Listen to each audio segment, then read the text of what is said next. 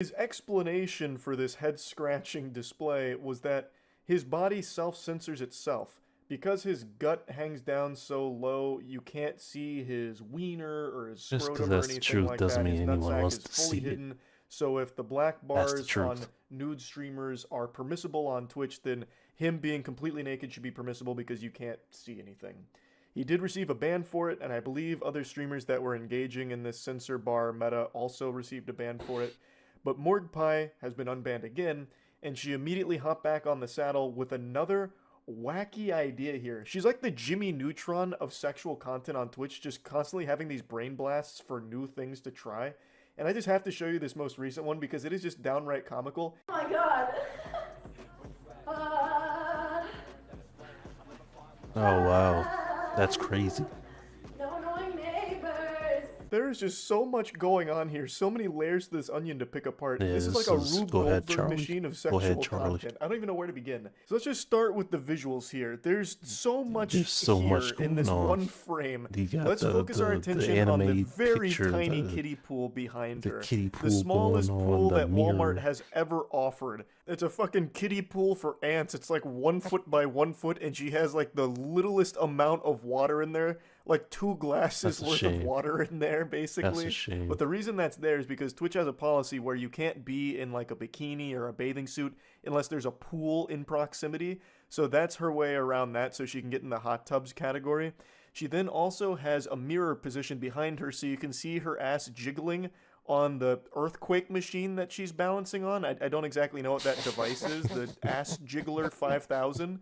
She's going to town on a shake weight, and then she also has a small piece of paper with her Twitch link there, Morgpie's her hilarious. username This is twitch.tv/morgpie. hilarious. Doing all this That's there that because she cash, knows these that clips go dough, viral that on cheddar. Twitter, so it's easy That's marketing and easy foul. advertisements. That way you can immediately see where it comes from. Reading the signs of my body. That is foul. Tonight, no, my hips don't lie. And she's singing Shakira. She embraces. Not a lumberjack. Thank you for the prime. Consider yourself lucky. We're bearing witness to a once-in-a-generation savant, a genius in the laboratory, cooking up a brand new meta right before our eyes. So that's kind of the whole gist of it. Stand on top of the whole body vibrator, shaking the shake weight, and then thanking subs by, getting the thangs thangin'. And that's the idea behind it. This is still brand new, so it hasn't caught fire yet. But we'll see. We'll see if this one catches on the same way the topless and censor bar meta did. But at the end of the day, this really is a Twitch itself problem. They don't crack down on any of this in any meaningful way. They give like a day ban, like a 24-hour, 48-hour, 72-hour ban for this. And that's not like a really severe punishment. She is one of the fastest growing channels on Twitch because of doing these things. So Damn. she's not going to stop. Why would she? It really is a classic case of don't hate the player, hate the game. And the game is, they're not even playing the game. Twitch is just so hands off on all this. They seem to roll back that artistic nudity policy almost immediately and then called it quits. Like, it doesn't seem like this kind of content they want there because they do keep issuing short bans, but they don't take any real stance and they don't make any statements on it. So why would Morgpie or any of the other streamers stop doing it? It makes them a ton of money. It grows all of their socials wildly fast. And Yeah, again, that's if true. Twitch isn't saying anything or doing anything to stop it, then obviously they're not going to stop providing this They're not gonna content stop to the anything. platform because it makes them so much money. So much money indeed, Now, I do Charlie. think So Mordecai much is going money to catch another indeed. short ban, but I speculate, I theorize that she'll be back with another really wild idea, and I am super curious as to what the next meta she I tries don't to want to bring know what she's forth will gonna look bring like. back to the I'm table. anticipating the She's next gonna one be has half even naked more bells again. and whistles. You've seen Like it there'll be a already. 6-camera setup or something, right? And one of them's like But an they just give endoscopy cam, away so you can actually see her vocal folds when she says thank you to the subs your or something. Like coins, your shekels, I'm just now you very little curious as grooms. to like her think tank that is coming up with these ideas because this one is so wild to me. But yeah, I just wanted to talk about this a little bit because the Twitch meta when it comes to this kind of content The Twitch is meta really is going wild over the last month. she's gonna So be half naked. I don't know, I found that to be interesting. That's about it. So yeah. Yeah. Yep.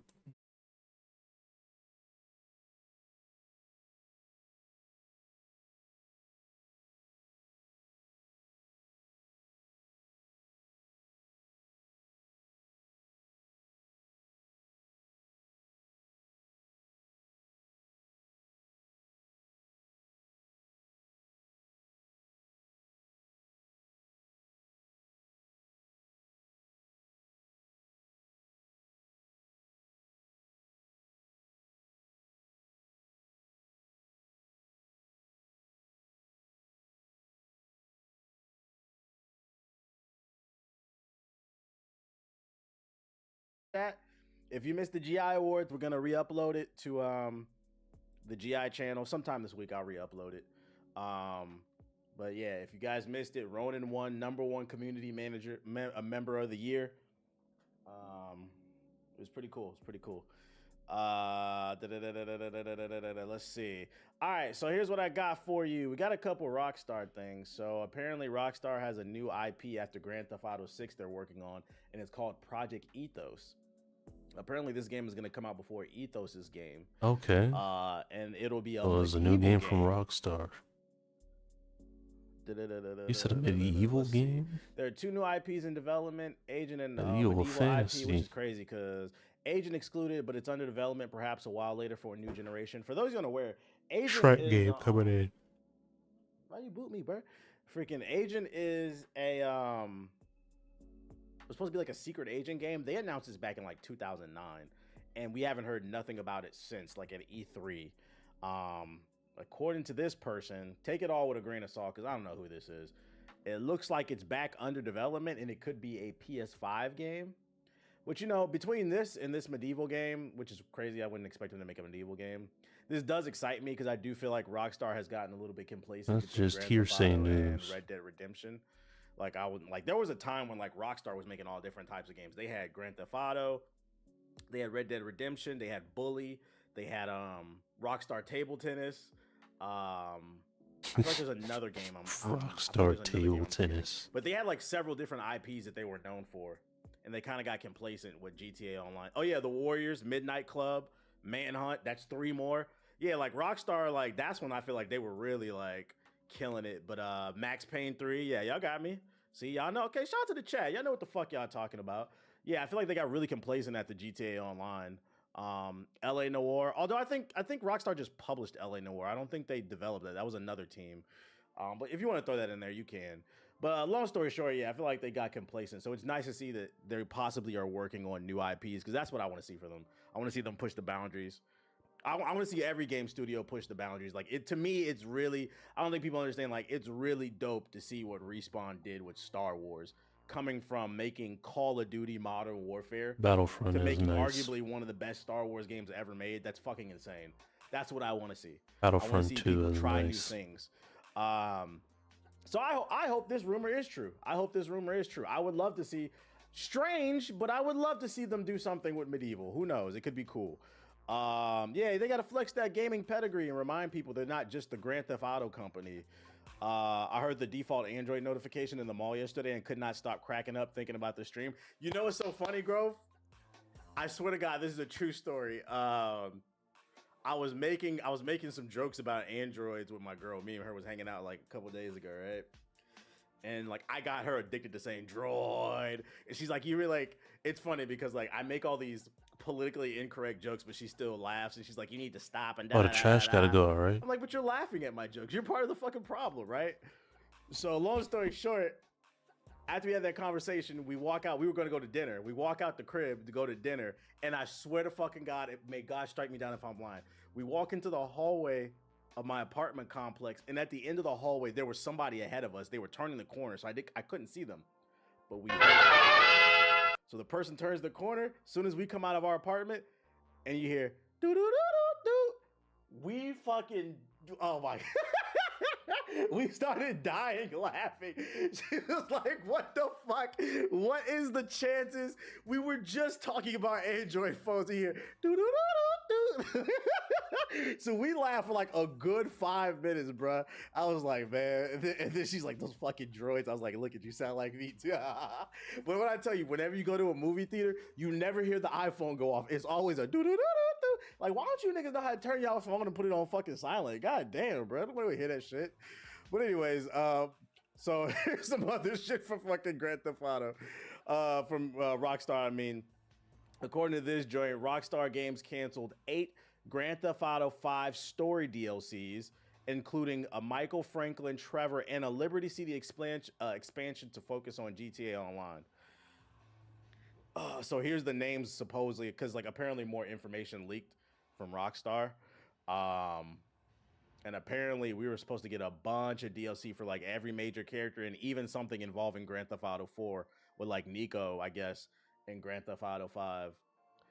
And it was all because Grand Theft Auto. It's funny because I said this on the last podcast. I don't think Rockstar could predict how big GTA Online for 5 was going to be. Because remember, GTA 4 had online, and even the PC version of San Andreas had online, and it was never this big. Like 5 was an anomaly. It fucking exploded. Thanks to the role-playing community and like content creators. But the thing is, there's no way Rockstar could have predicted that. There was no foresight for that. That's one of those things, right place, right time. And it looks, and this is literal proof that they could not predict what was going to happen with GTA Online, because they had all this story DLC planned. They saw how much money they was making with GTA Online. They said, fuck this shit. Why work smarter?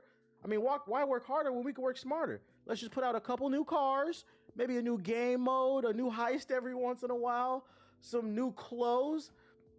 Fuck all this DLC for story shit. We finna do this online. And unfortunately, it's good for them, but I think it's bad for gamers, because one of the best pieces of Grand Theft Auto content is the Ballad of Gay Tony for Grand Theft Auto 4. And we could have got a Ballad of Gay Tony for 5. Some amazing content. Like, I just hope that, like, with GTA 6, they don't get lazy with the storytelling. This is the exact stuff I was talking about with the podcast. I was like, I really want to see them push the boundaries of creating a game that specializes. Like, pick 3 core elements that you really want to flesh out in terms of gameplay mechanics and like a fire story. Like, I hope they just don't continue this. We're going to throw a bunch of shit on the screen and basically become the Golden Corral of gaming, where it's like, oh, you can do this, and that, but none of it's particularly good. That's why I've never been a huge Grand Theft Auto fan. I don't want it to turn into the Golden Corral. Specialize in something that makes people keep coming back. Because to be fair, there's no guarantee that the role-playing community will stick with Grand Theft Auto forever. Like, when Grand Theft Auto 6 comes out, it's gonna be hot, but people might not like it as much as 5, or people might just get tired. There might be a new game that comes along that people want to role play on. So you cannot bank on that role playing community. Because let me tell you something. If there's one thing I know about content creators, they don't give a fuck about a game. They don't even give a fuck. I'm going to be honest. I don't even think a lot of them give a fuck about the gaming culture as a whole. All these niggas care about is, and I don't mean, it's not a bad thing. It's just what they care about. All they care about is what's going to get them views. That's why I said I don't be playing streamer games, bruh. Why don't you Phasmophobia and fucking... What's the new one? Lethal League or whatever. Oh, we're gonna hunt ghosts. Next month when Lethal League ain't hot, niggas is not gonna play that shit, bruh. Because they don't give a fuck about the game. So you gotta be... If there's one thing I know, you always have to appeal to the hardcore. Because when the cool kids leave, the hardcore is gonna be the one there buying your games. So it is a little disappointing to see they didn't cancel 1, 2, 3, but 8 pieces of DLC for online. Like, damn, we couldn't get 1 or 2 expansions. Those expansions, I would imagine, would have benefited Grand Theft Auto 5 because it would have also added content to the online. But who knows? Who knows? It'll be interesting to see how this all plays out. That's my rant on Grand Theft Auto. I hope I don't come across as like, because I feel like Rockstar is entering I'm going on a whole tangent. I feel like Rockstar is entering a very dangerous place with the gaming community, because so many of the cool kids like Grand Theft Auto, I don't really feel like those type of people, those creators really push the culture forward. And this property, this company could become stagnant because it's so many people would just be like, oh, it's amazing.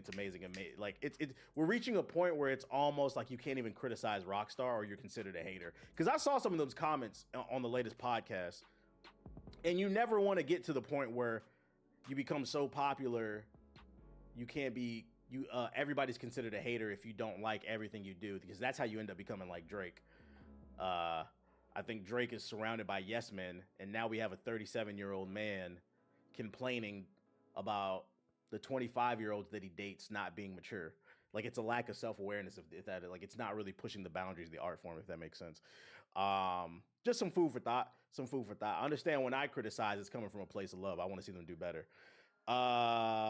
It added co-op, I believe, but the platform isn't unique. Something like that. Merry Christmas, everybody coming in. Didn't one of the founders of Rockstar leave? I don't know. We'll see how this plays out. We will see how this plays out.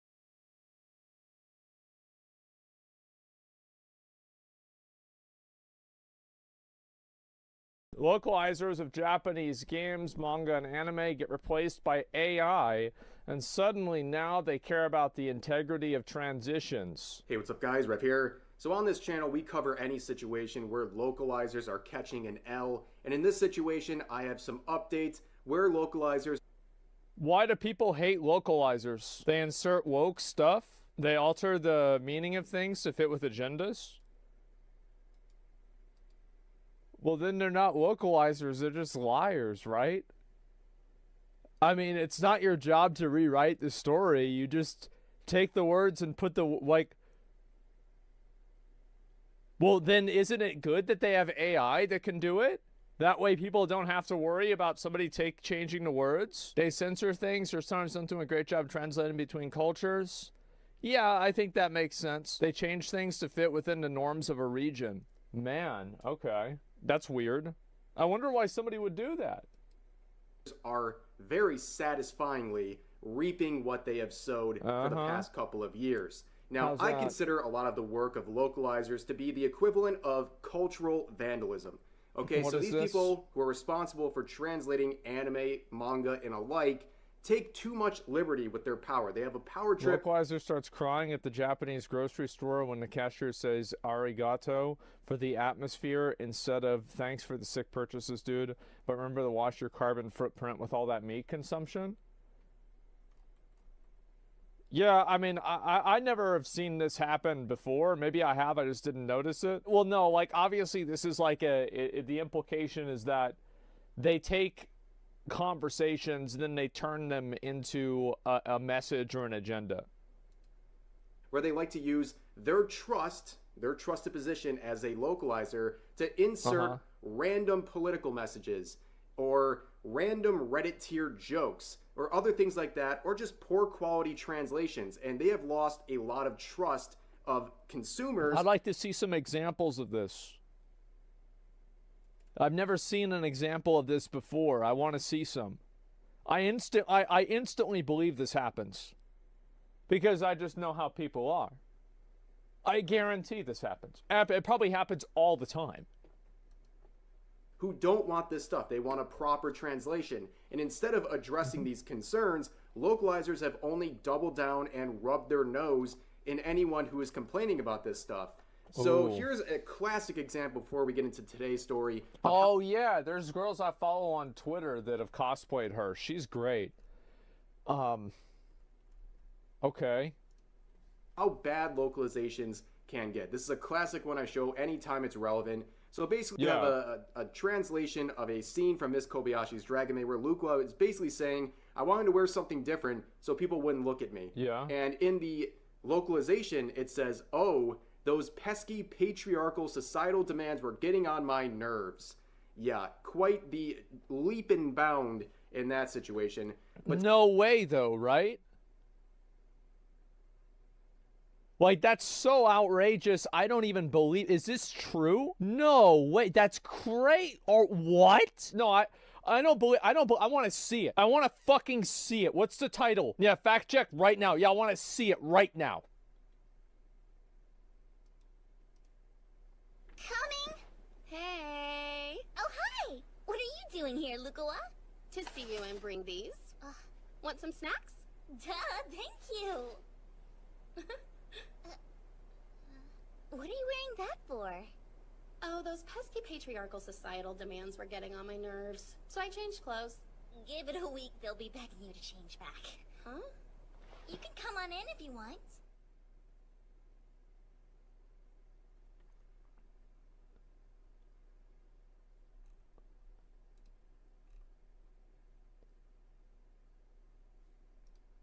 And this is like real, right? Like this is it's I mean, I just this is so outrageous. It's like I refuse to fucking believe it. But it's right there in front of me. I see it. There it is. That's awful. Like, what? How did that happen? One of you think this is wrong? Thinks that toxic gaming industry, period? Yeah. Yeah, we do think it's wrong. And we want to be toxic in our own community without a bunch of losers coming in telling us what we can and can't talk about. That's right. We want to do our own thing. We want to do what we want to do. And get the fuck out, you don't like it. That's really the truth. I'm not going to argue with you whether it's toxic or not. Let's assume it is. All right? You either like it or get the fuck out. I wonder if this is widespread or giga isolated, though. That's the thing, dude. It's because, like, this one is so bad. Because, like, okay, so I assume... So you think about it, right? The church used to not like people to read because if people could read, they would know that what the church was saying about the Bible wasn't really what the Bible said. So, like, we did this with the church. We did this with reading in general. We do this all the fucking time. This is why, for example, mainstream media doesn't like independent media, because it breaks their control. And so I immediately believe this. But even though I immediately believe it, I have to fucking see it, bro. Because it makes sense. Because it's like, if you're the one that controls the information, you control the narrative. Fuck, of course you want to be able to do that. It tracks with human, with the human condition very well. Bound in that situation. But today we're going to focus on reaction to this story right here. Oh, so, what's this? This tweet says, the Ancient Magus' Bride manga's return gets simultaneous English release using AI translation. Well, that's now, this good, got a right? lot of people talking because they are now having a conversation about how AI should be used in localizations and translations for manga and anime. That's good. And despite the fact that the official account for this franchise would come out and say that this was human-assisted AI, where AI was initially used, and then human review was implemented after that, a lot of people... that's still, I mean, like, that's still huge, right? That's tremendous. Yeah, and that's really what's going to happen, by the way. It's not like AI is going to go from point A to Z, but they're going to start from like C and go to X. And then, like, humans start it, humans finish it, and, like, you know, make sure that everything is, like, just right about right, and everything else is done by AI. All of the busy work is done by AI. Like, I don't think people realize how much busy work this is removing. It's so good. Got involved in this conversation of AI versus localizers, and as this is captioned, whoever wins. No, what do you mean we lose? Like, if the AI says what actually the show says, then it's good. Like, this is not even a question. Who's we? We lose. Because a lot of people acknowledge that AI translations have a lot of flaws, but at the same time... no fucking shit, but, like... I mean, it's not about... So this is the way that it's going to be, right? This is what's going to happen. Is you're going to have people that run an AI translation through, and then they probably watch it again to make sure the translation is accurate and, like, you know, button up a few things that are a little bit awkward or stated incorrectly, and, you know, make them make sense in English syntax, and then that's it. Like, so AI is going to do almost everything, but not everything. That's what's going to happen. Because nobody is going to feel sorry for localizers because they have, for many years, exploited their position as a translator to do their own selfish things like putting in political messages and so forth. So nobody feels sorry for them. People are sad that anime and manga fans aren't getting the best translations through AI, but at the same rate, the people suffering the most from that are they weren't getting them anyway, right? I mean, because if you have a person who's translating it and then changing the meaning of things, well, I mean, they weren't getting it anyway. I mean, what the fuck? And people are simply saying, you reap what you sow. And you might have noticed this profile picture before. This is a famous, or I should I say, infamous localizer named Katrina. We have talked about Katrina multiple times on this channel, and despite the fact she has since changed her profile picture, this was an iconic one for many years. It was like the bat signal for bad localization, not only just bad translations from her, but also bad takes regarding localization and manga and anime as a whole. Now, if you're familiar with her Twitter, if you even liked a tweet of anyone who's ever criticized her, you're probably blocked. She runs blockchain. Let me see if I'm blocked by her. No, she not blocked me. Yeah, she should use AI to block people differently. Yeah. Not yet. Yeah, she's probably gonna block me by the time she sees this video. Yeah. Non-stop. This guy doesn't like her. Any criticism But of course, you guys probably aren't surprised that in this situation, she had to get involved, making this... I don't have words for how embarrassing and disappointing this is. Instead of paying a human to do a quality job, they're using AI to get a mediocre product for free. Is this how little they think of English-speaking audiences of translation? For shame. Well, I mean, fuck, couldn't somebody say that to her if she's changing what the words mean? Like...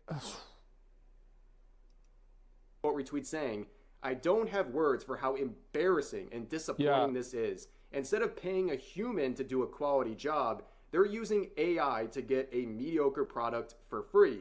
Is this how little they think of English-speaking audiences? Of translation? For shame. And while she's saying for shame, a lot of people are saying you reap what you sow. Yeah, because you go back and you look at this, right? And it goes and it says this. It says 900 comments. Like, if you have a tweet that has 2,600 likes and 900 comments, that tweet didn't go well. People were not happy about that tweet. That's a very bad ratio. You reap what you sow. Because, as this quote says, localizers, that's a new one, crying about being replaced by AI after decades of ruining Japanese media with outdated Reddit memes and their garbage political views. Jesus Christ. And so they're not even doing it with political views? They're adding in, like, Big Chungus and shit? Oh my god. You know what's so funny about this? Yes. You know what's so funny about this is, like, these are the same people that'll get up in arms about, like, some person wearing, like, a Native American headdress. They're like, oh, it's cultural appropriation. But then they'll turn around and do this. Like, that's what's so crazy to me about it. Is like, so like, I'm of the mindset of this, right? I don't think that just participating in another person's culture is appropriation. Like, I think if you want to paint yourself up like a Native American, wear the headdress, you know, wear a kimono, wear a sombrero, I don't think that's cultural appropriation. I think it's only appropriation if you're doing it in a disingenuous way just had the that is deliberately meant to arms about like some person wearing like a Native American headdress. They're like, oh, it's cultural appropriation. But then they'll turn around and do this. Like, that's what's so crazy to me about it. Is like, so like, I'm of the mindset of this, right? I don't think that just participating in another person's culture is appropriation. Like, I think if you want to paint yourself up like a Native American, wear the headdress, you know, wear a kimono, wear a sombrero, I don't think that's cultural appropriation. I think it's only appropriation if you're doing it in a disingenuous way that is deliberately meant to,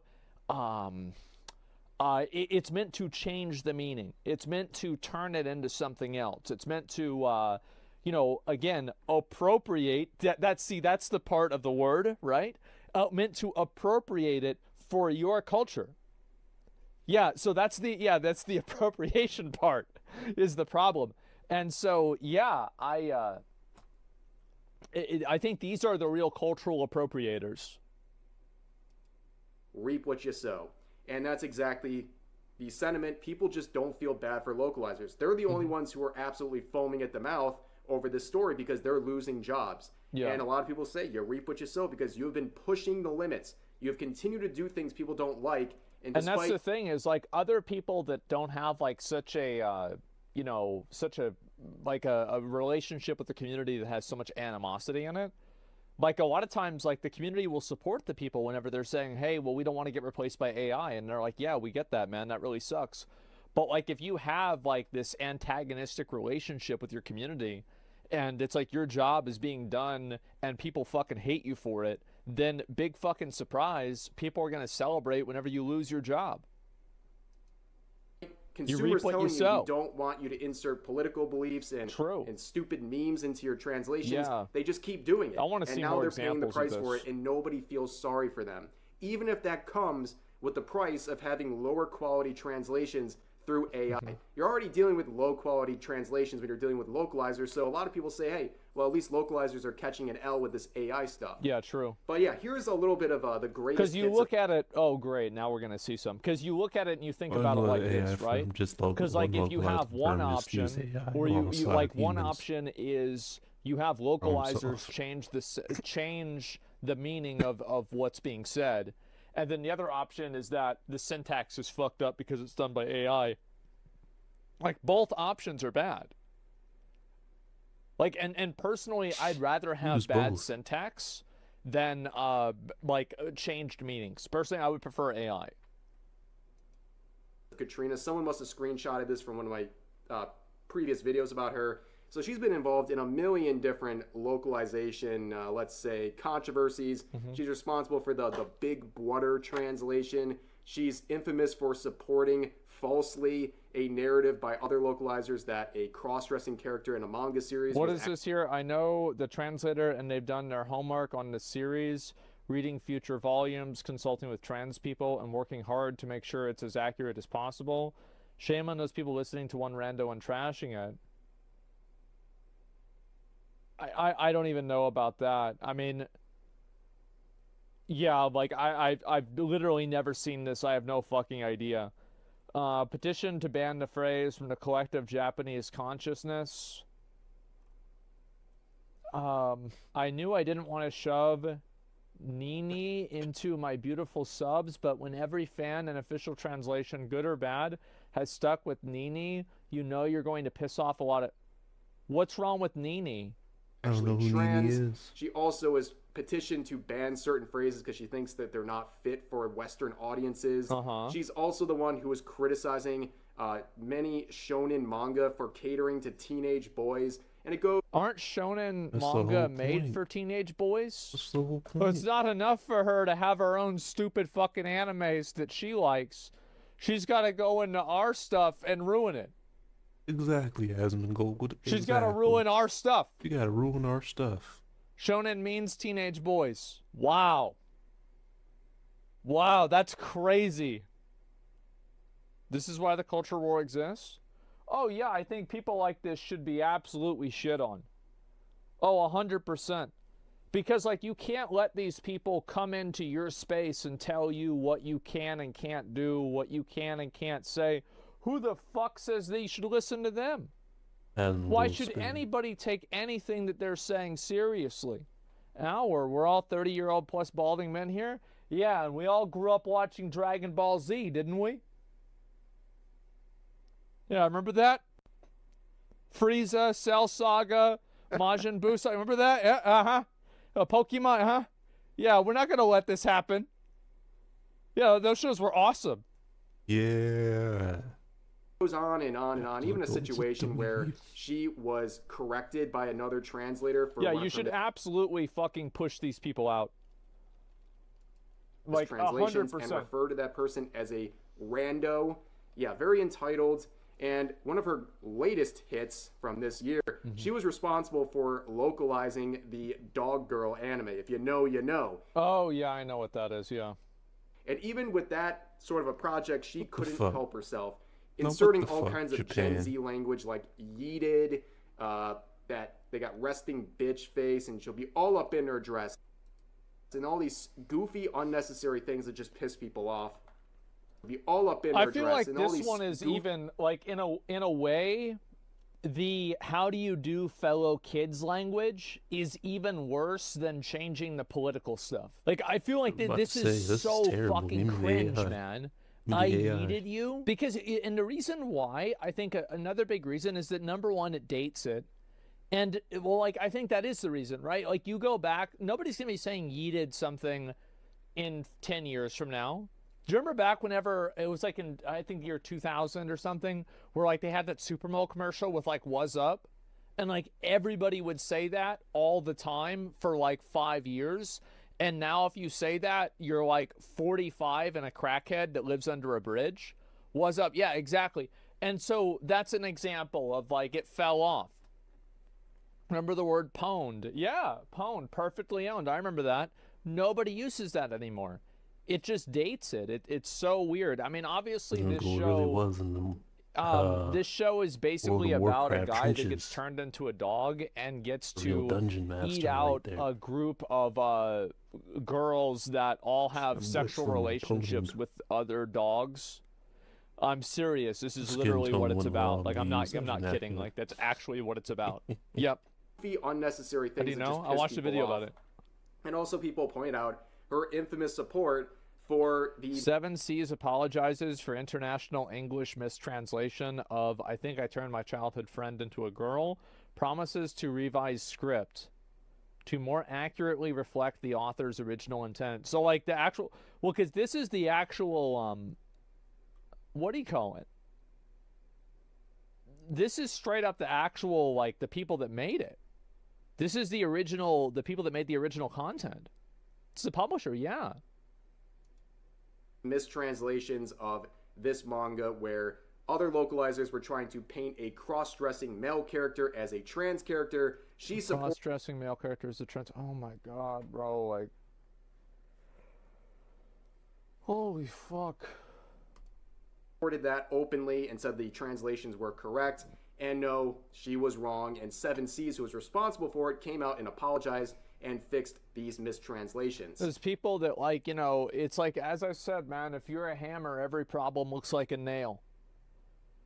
It's like they're trying to make this look and make it be the way they want it to look and the way they want it to be. Femboy erasure. Yeah, exactly. Translator, one of those things they let you know in classes is respect the original source and not letting your personal opinions be involved. What she's doing is a disgrace to all translators. Well, yeah, I'm and outta like it would here. This also ain't make sense that news. like with any This ain't news, man.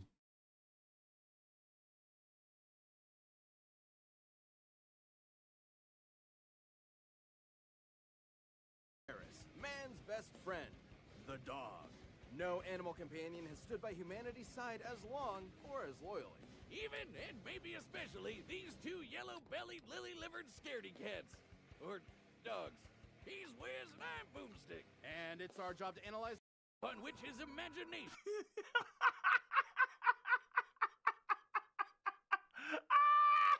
Holy fuck, that's impressive! Why is he in Bob Ross? That's a feat! Shape-shifting. Courage's No body is shot! a canvas upon which his imagination... Yo! That's actually busted! Nah. Wait, is that real? Is that edited, bro? I don't know. I don't even know him, bro. Holy shit. All The right, shape-shifting thing is like, that's, yeah, it's happened, but they're actually making it real. we got Scooby Doo versus Courage the Cowardly Dog. Who do you think's gonna win, huh? Listen, no, he's genuinely shapeshifting like he's some sort of like demonic creature. Which makes sense, but at the same time, Like dude, that look at him. fucking scream. What the fuck is happening, bro? Ah, Courage, take this all the way Fuck. home. If you have Bob Ross at your beck and call, doesn't it mean you automatically win? runs wild. He can stretch to crazy lengths, shrink to microscopic sizes, turn invisible, appear anywhere he wants, or duplicate himself. He's also effectively immune to damage. Oh, he still feels pain, but apparently his sheer terror overrides it. Like the times he tore himself in half, or turned himself fully inside out. The Bro, I don't think Scooby can kill him, dude. Oh my god, I don't think Scooby can. Even if Scooby can destroy the entire fucking universe, does it matter if the guy won't fucking die? dude, sometimes he tore himself in half. Yeah, or turned Courage himself used to do fully some inside wild out. shit. The dude somehow vaporized his entire body completely without even ash remaining, and he just popped back good as. Whoa, that's some quantum shit. Nah, I don't know, Scooby. Yo, I don't know. Courage can't die. What, dude? Courage can't die. Courage of like Classic tape. cartoon shenanigans, but technically anatomically correct. Until it isn't. Courage can create objects from his imagination and often breaks the fourth wall directly. Bro, hold on. Universe or not, I don't know, bro. Addressing the audience. Now, you would think being an impossible to. Now, to be fair, Scooby can cut the commercial break, but Courage is actually talking to the people. This is a feat. Kill force of nature would boost his confidence a bit, but isn't that what anxiety does to you? It undermines your sense of self-worth and magnifies the problems around you. Sure, but courage is also fighting gods just as Courage powerful as that himself. boy. Like this enormous alien which could spike meteors so hard it spun the Earth 1,000 years into the future. That's crazy. Then courage got shot out of a cannon. Yeah, it's fucking nuts, dude. I remember these niggas, bro. Courage was great. I remember this God Duck. Oh my god. Courage was awesome.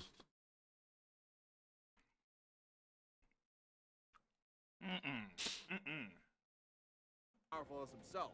Like this enormous alien which could spike meteors so hard it spun the Earth 1,000 years into the future. That's crazy. Then courage got shot out of a cannon that punched him through the moon, only to get slapped by that same alien and sent crashing back to the planet. And he was fine.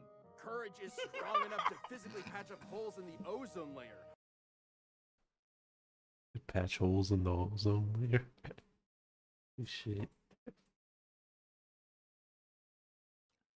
Courage is the durability dog. He just does not die. Only to get slapped by that same alien and sent crashing back to the planet. And he was fine.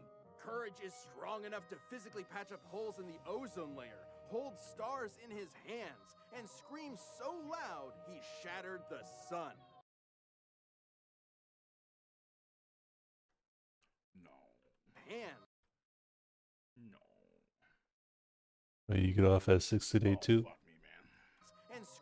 Yo, these are I'm not gonna lie, bro. Oh, Luffy has okay. some crazy ass new friends. His new friends are a bit on the wilder side, bro. They're not all there mentally. Man, they're actually quite unhinged. They got Scooby Doo versus Courage the Cowardly Dog in the death battle. Scooby Doo and Courage the Cowardly Dog. Which is, you know, a lot. No, not Curtis. Courage. Travel through the near vacuum of space. Basically a complete Curtis the scientific possibility. Cowardly Dog. Curtis. I'm getting my boy Jack Spaniels to blow up the sun. You've been warned. That's not all. One time he operated a Peloton controlling a UFO and pedaled it fast enough to fly past Saturn, enter hyperspace, and cross the Milky Way galaxy. Though Courage's greatest challenge came from inside his very home. A monster who tortures his poor pooch every single day. A depraved, psychotic motherfucker. The true prince of darkness. The greatest villain in cartoon history. Eustace. He even collected all of Courage's greatest foes like a Legion of Doom, all to mercilessly beat Courage to a pulp in a game of dodgeball. He gives all rednecks a bad name, Wiz. I want to end him. Low.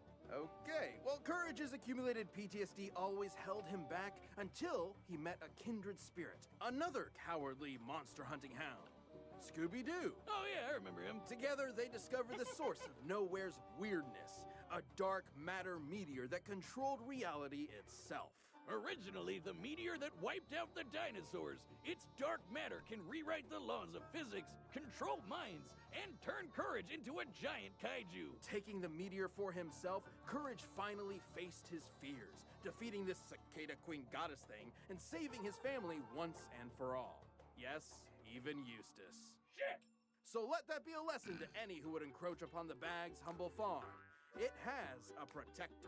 He may be small, and he may be scared, but standing up to our fears is what makes us brave in the first place. By the way, shout outs to Muriel's voice actress. She passed away. I think it was earlier this year, or last year. Shouts to her, bro. Because the memories, oh my god. Shout out to Muriel's voice actor. That's why his name is I was just saying shout out to Muriel's voice actor. This episode of Death Battle sponsored by Shady Rays. Are you excited for Nah, the you season good, ahead? sis. Well, you're gonna need quality shades that are built to last. These are legitimately my favorite sunglasses I've ever owned. And I've gotten quite a few compliments about them. And that doesn't happen often for him. On top of that, every Oh, yeah, pair Eustace of too, yeah, sunglasses yeah. is backed by lost or broken replacements. That's one of the best protections in the world of eyewear. That's what's up. Shady Rays is committed to making a difference across the U.S. through their Impact program. Teaming up with nonprofits to help people live healthy, courageous lives through some of their most challenging times. And if you're not not madly in love with your CD, Oh, man. exchange them for a totally new pair or return them for Weird. Oh! Getting that inner, uh-oh. Yeah, getting that inner Vic going, yeah. Ariel! Yeah. Ariel! Maggie? Maggie?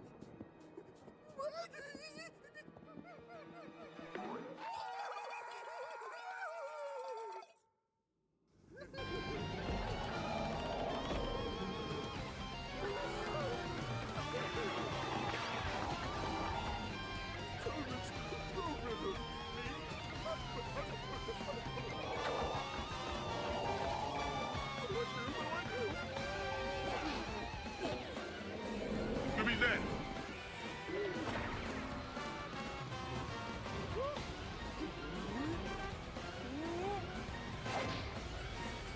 More! Cheating!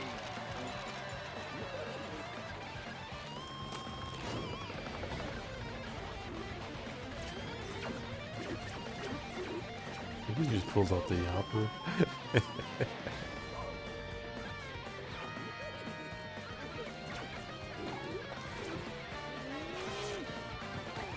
Freaky! What is this, dude? Like, look what they need. I like how you start off with like, look. Like, look at what they need to mimic a fraction of my power, Scoob. That's pretty good. Here it comes. The weird shit. Who the hell's that in the background? Extra weird. Extra weird.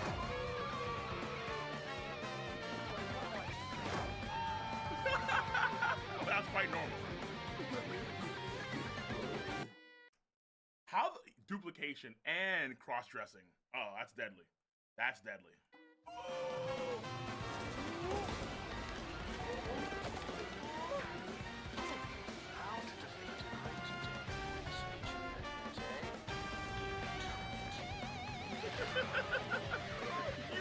Not the dance of the costume! Really? These niggas are feeling this shit? This is stupid.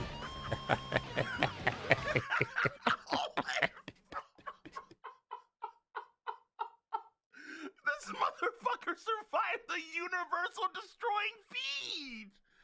Oh, he's disgusting. Holy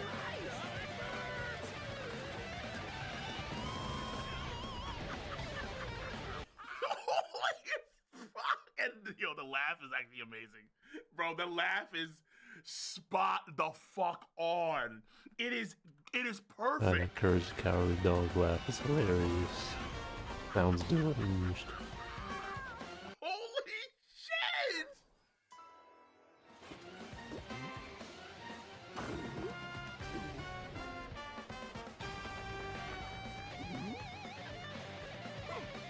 The God Couple. All dogs love their babies, don't they?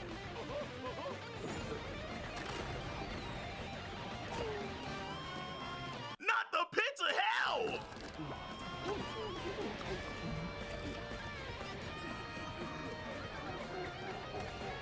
This could be bad. My name isn't Chad James. It's not.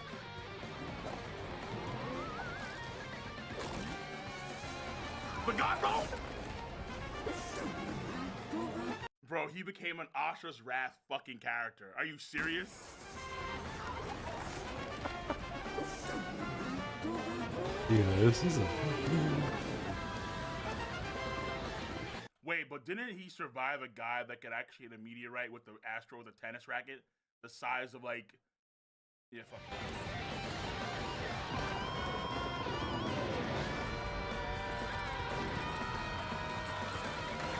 The Sunshot Wave!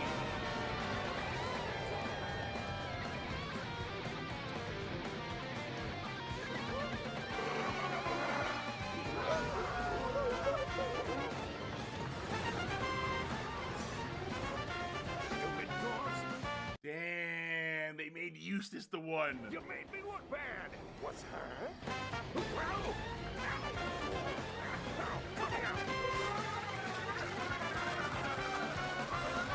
Whoa. That was pretty gnarly.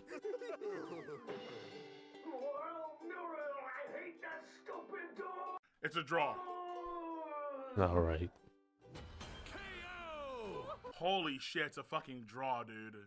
It's a fucking draw. Wait, what? Who won? I couldn't see the two boys actually harming each other like that. Wasn't one of them supposed to die? Not since the Great Norris Sancho Singularity event of 2015 have we had a result like this. It can't end like this, right? Even with Courage's insane cosmic feats, you'd think the Zabrinsky Triangle would be enough to seal the deal. But both pooches could regenerate from basically any kind of physical damage. Both were incredibly smart in different ways. Scooby was more of a trickster with his dupes, while Courage was a scheming genius. Computer could have given Courage the edge, if not for their canon crossover, where it failed to have solid information on Scooby and the gang. Wow! The crossover fucks up Courage! That is interesting! The crossover fucks Courage up! So he... Oh, wow. Timmy power. What the fuck? Crossover's So I crazy. guess it came down to their unique abilities. And for 90% of their arsenals, they were evenly matched. Transmutation, mind control, you get it. They're tunes with basically anything, except for the Chest of Demons and the Dark Matter Meteor. Sure, the chest could theoretically always trap Courage, but he'd always be able to escape and destroy it with the Dark Matter Meteor. But Scooby could he would repair the damage by reversing time and then trap him again. And then Courage would break out again. You know where this is going. It becomes an infinite loop. Ultimately, this battle between man's best friends would never end. But this is a death battle. Somebody has to die. I mean, Eustace died. Someone did, Wiz. Someone did. Anybody tell you that you're kind of scary sometimes? I don't like dog killers. Scooby and Courage were incredibly tough opponents that could go. That was an interesting outcome, dude. Scooby got saved. Yeah, it seems like Scooby got saved by the crossover because essentially the biggest thing going for here is Computer. Computer would have been the key that would have allowed Courage to overcome Scooby because Computer would have the answer. But because of the crossover, it reveals that Computer doesn't have all the answers. That's kind of crazy. That's trippy. Blow for blow for blow. They were smart, powerful, and incredibly broken. Doggone it, Wiz. I guess you could say Eustace had one hell of a rough Gojo vs. day. Makima? I'm not watching that, though. Shitsu not. Oh. I shitsu not. Lol. I'm not gonna watch Gojo vs. Makima because I don't get spoiled. I'm only watching for JJK. And also for Chainsaw Man. Stop. This battle in the future is a draw. Let's go!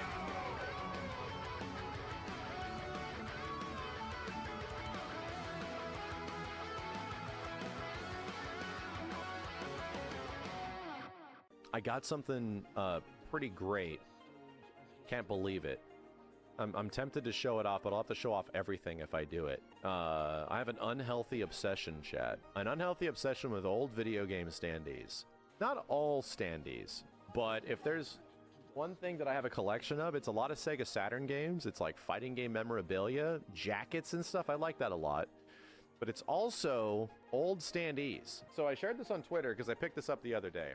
And I think I think I'll just like start bringing these over just to show you guys. Hold on a second. So I grabbed this earlier today, and I was like, damn, this is in good condition. I picked it up on eBay. There's very few of these I don't have anymore. I got to get a Power Stone one and a Power Stone 2 one, and then I will have the majority of these Capcom standees, but check this out. And this thing is in amazing condition. So this is a literal piece of cardboard from 1998. An actual piece of cardboard from 1998. This is the official promotional standee for Rival Schools. There's another one. There is another one of these. It's actually Tiffany from Rival Schools in a giant standee that I don't have. But that's a very big one, right? And I've kind of debated getting that, but it's massive. These countertop ones are kind of special to me. So here's the thing. I've been collecting a lot of these. Hold on a second. So if I go back like a bit, it goes all the way back to Super Turbo on the 3DO. Here's the official Super Turbo standee on 3DO. I got lucky because it also came with an empty box of Super Turbo, the 3DO version, which is also still in pretty dang good condition. So this was like the old ones, right? The really, this is how really old they get. It don't stop there. I'm just yoinking these from over here, chat. There's a few of these. Also got Third Strike. This is the Third Strike counterstop standee. You know, pretty sick. It's not the big one, but it's pretty good. And then we also got, this one took a while. This one took a long time. Marvel Superheroes versus Street Fighter. I actually do not know if there even is an X-Men versus Street Fighter countertop standee. But, you know. They made these for Fighting Edge games, that's for sure. But I don't know if X-Men versus Street Fighter was a part of Fighter's Edge before that. I actually do not know. Get ready, there's even more. There's even more. Just to round out the, you know, the Capcom collection, these took a while. These took a while to find. So, like I said, I only have so many of these Capcom standees that I'm missing, and I'm trying to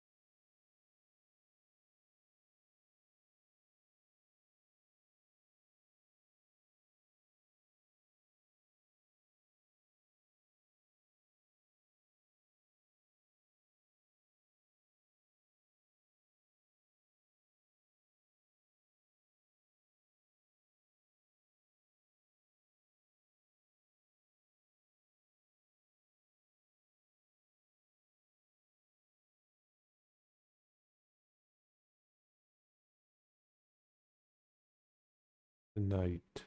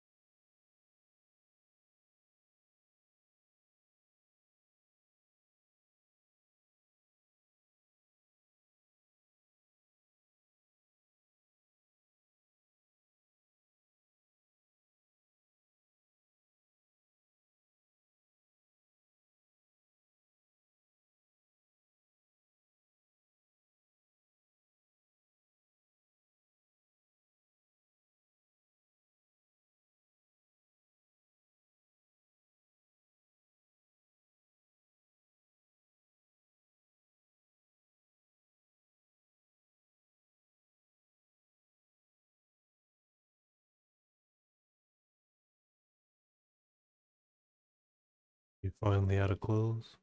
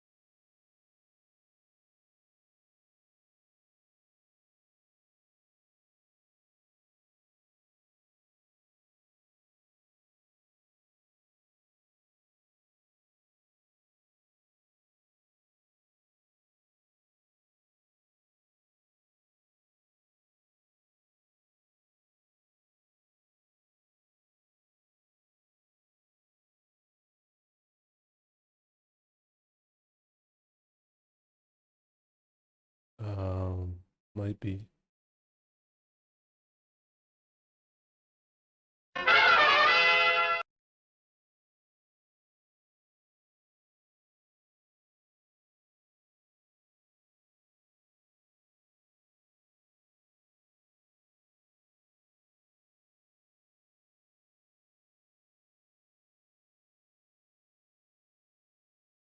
I don't want to go to the laundromat. I don't want to go to the laundromat.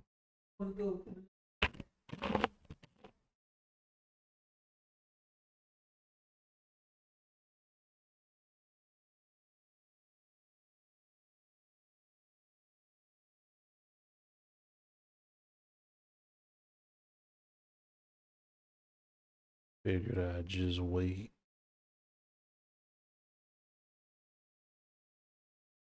You do wash it?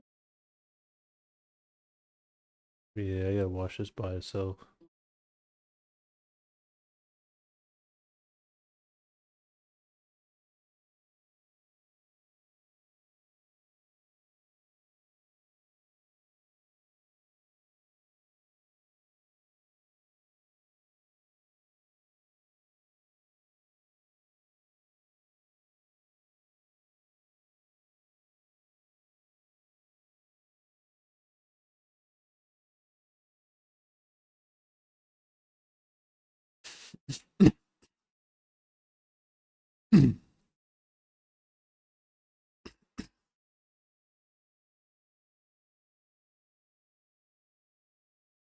You said she was going to buy a car Friday.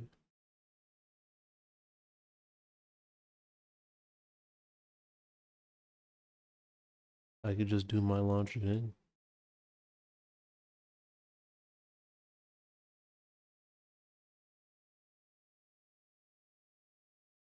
Yeah.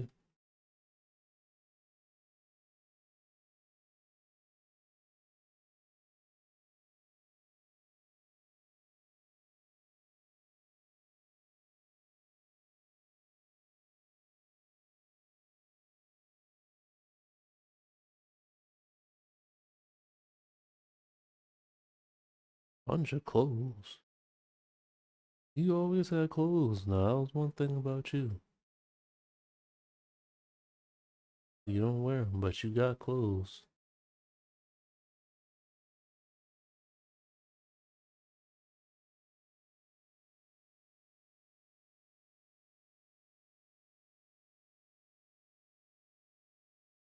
Thinking about doing a YouTube promotion.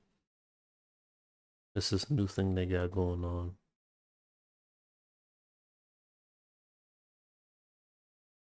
They send your, it's basically a targeted ad. They send your video to people who might think they might like it. And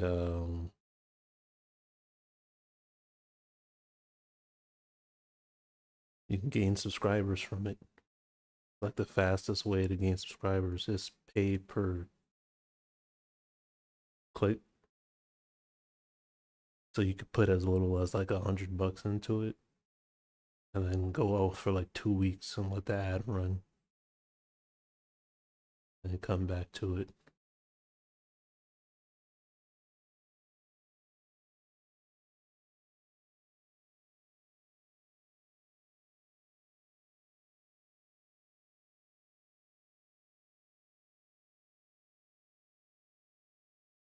Yeah. I need their thing.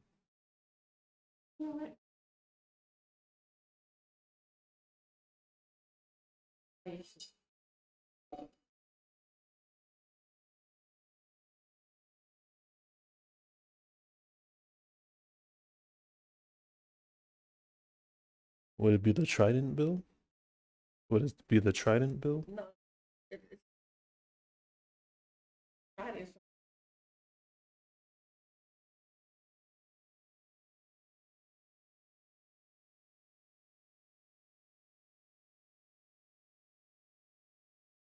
You got Team Health.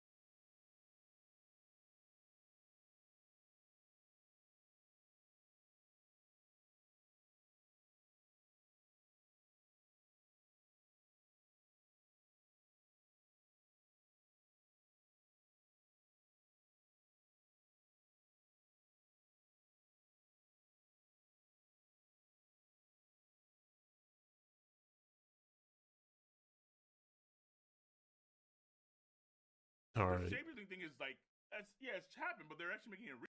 You got Scooby Doo versus Courage the Cowardly Dog. Who do you think's gonna win, huh? They're saying, no, he's genuinely shapeshifting. Like he's some sort of like demonic creature. Which makes sense, but at the same time, Like dude, that look at him. fucking scream. What the fuck is happening, bro?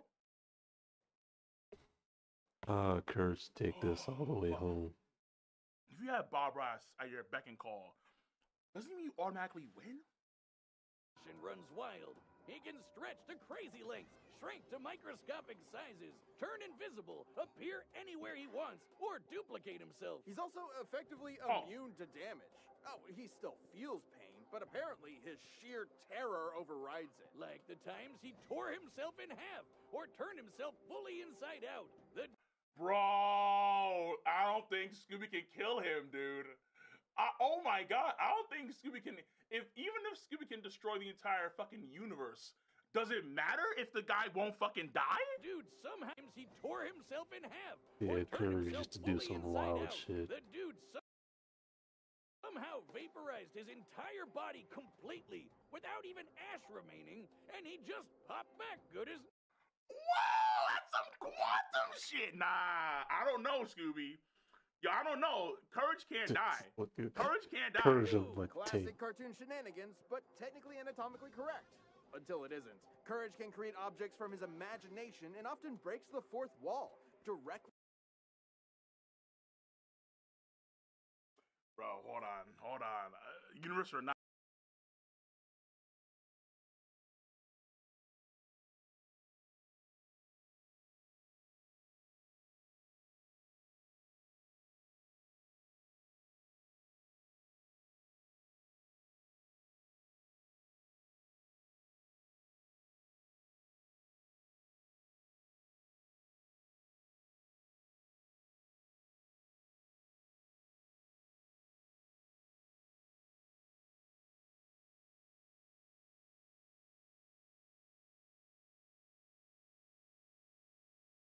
Mr. Beast, we built a school.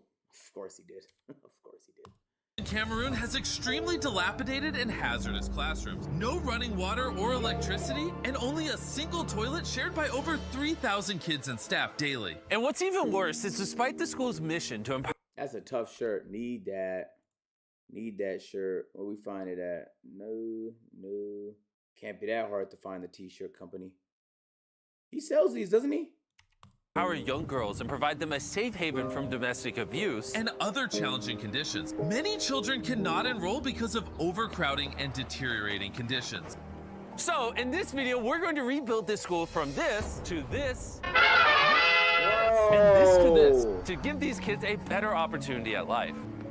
We started out by sending Dan and Darren there a few months ago to see how we could help. Upon their arrival, they met with Francis, an extraordinary man who has dedicated his life to combat inequality and suffering in Cameroon. He is the founder of CDVTA, an organization that helps build wells, facilitates solar power installations, and aids the development of education throughout Cameroon. When we first visited the school, what we saw of those children were actually under conditions of lack of sanitation. Some of them were abused. They had no right to raise their voice. They could not speak for themselves. These conditions had no dignity. These conditions would not make a child believe that the future is bright.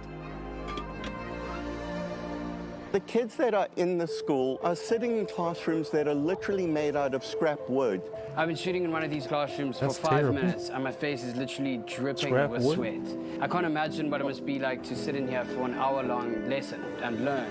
The environment is first of all dirty. There is dust all over. We don't have ceiling boards. The state of these classrooms is tragic for many reasons, but mainly because this school is on the border of the English and French parts of Cameroon, making it a rare junction point between two populations in ongoing conflict. This school could help unite these communities. Many people have moved from the English part and they settled in this area. This school became a safe place for them to come and get educated here. But because of the poorly built infrastructure, rain leaks through the roof in winter.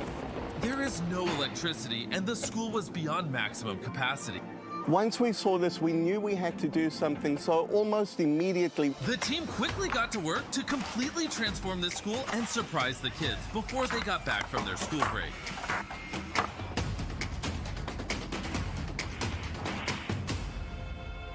And before the kids returned from their holidays, Darren and Dan went to visit their brand new classrooms. Darren and I looked at the new structures which have airflow, they have lights, they have electricity. I can't wait to see the look on the kids' faces, the teachers' faces when they get to see the new classrooms, also the new bathrooms. The school is going to transform thousands and thousands of lives in the future. The next day, it was finally time to surprise the kids. There's a whole bunch of people outside the school. This is really exciting. The school was the busiest it had ever been, with kids beyond excited to get a glimpse of the brand new classrooms. Oh, they were all. I just got out of the car. There's a whole bunch of people over here to welcome me. This is a little bit crazy. Damn, that's so wholesome. That is then led Darren to the new classrooms where he would officially cut the ribbon and declare the new school open. Wholesomeness.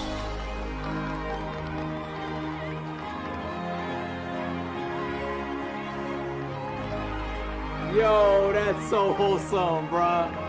Oh my god. That's very When wholesome. the environment is beautiful, Fantastic. academics move positively. You might Just be the thinking, happiness how is he recording motivates them video? psychologically to study and study well. As you can see, Bro, think about as someone that. with They got schizophrenia, a I can do roof many things at once. and walls, and they cleaned off they just did the most basic of renovations to this place. Yep. Not to diminish it, but just to say, like, that's all it took for them to. They're so excited with this. That's so beautiful, bro. That's now there's great, a whole though. bunch of kids somewhere in Cameroon that's excited to go to school, bro. They can wake up, go to school. That is so beautiful, man. And it didn't even Walls, take a no ton clean to do it. inside. They don't need like the most expensive equipment and furniture and none of that, bro. That's Interacting with these kids over here, It's I just realize wholesome. that these are children that have a thirst to learn, and providing them the opportunity to realize that is probably the best legacy that we'll leave behind in this community. I can't imagine the impact this will have on the lives of children in this school. Thank you, and thank you very much. Yo, in like 10 years, I hope one of them make a TikTok. Why would it Just take to them show 10 us years? like where to they even- went, like how their life is going and shit like that. After like this video here, like 10 okay. years from now, it's gonna be like a Okay. nostalgia hit. Before I show you an unexpected surprise the community had for Darren, I want to tell you about the amazing sponsor of this video, Electric E-Bikes. They're out to back these on niggas. board They and be support our sponsoring mission everything. with their Sponsoring the hell affordable, out of everything. I eco-friendly, gotta get and mine. fun-to-ride bikes. Time and time again, they have shown their dedication to a global impact by helping us rebuild an orphanage, donating thousands of shoes to Coffee kids in hat South for hot Africa, cocoa. and distributing millions of clothes worldwide. Additionally, they hat. helped us power an island in Colombia, a children's sanctuary in Zambia, and give away hundreds of electric bikes all across the globe. And now, for the 8th time this year, That's some they good stepped coffee. up and helped us build this school in That's a Cameroon. coffee So I just hat want to give a right there. heartfelt thank you to With hot Electric cocoa E-Bikes for in their your coffee. continuous support. Let's get back to the video. Awful lot better Now than it is regular time for black Darren's coffee. surprise. So the village leaders took him to a ceremonial hut and dressed him up in local attire. He then took part in a traditional Cameroonian induction as a village elder. What? Nah, bro.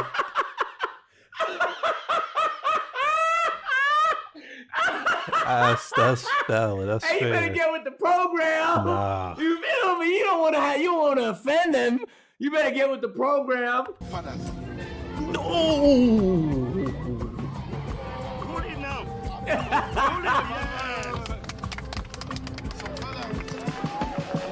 I've just been honored as a chief in the village. What? Now that Darren had finally become a chief, it was time to say goodbye to Cameroon and these kids. We can't wait to come back soon to visit. By I watching want this Chief. video, you helped us generate some ad I'm not revenue gonna so we spit can that in my continue to head, do okay? philanthropic projects all around the I world. love my And people. you've told the YouTube I'm not algorithm you doing like that. the video, so they'll recommend it to more people. And for that, we are very grateful. And if you want to continue to beautiful support thing, Francis in the many communities he helps throughout Cameroon, you can donate directly to his charity using the donate button or the link in the description. All the proceeds will go to Francis and CDVTA Oh, so that's they can great. continue to help build a better future for these children. Thank you so much for watching. Subscribe. Hey, Beautiful W video, bruh. W fucking video, Mr. Beast. Amazing video, dog. Amazing. Oh, so you like the video? Boom. You're gonna like that one too, man. Go ahead, just. Bro, click the vid. What the? Bro, that's what I be saying. Like,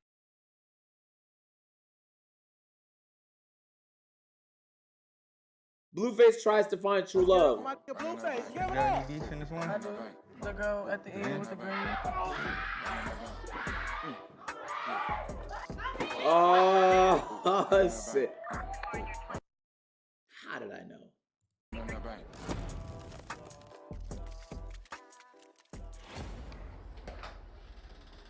Who is cold as Come here.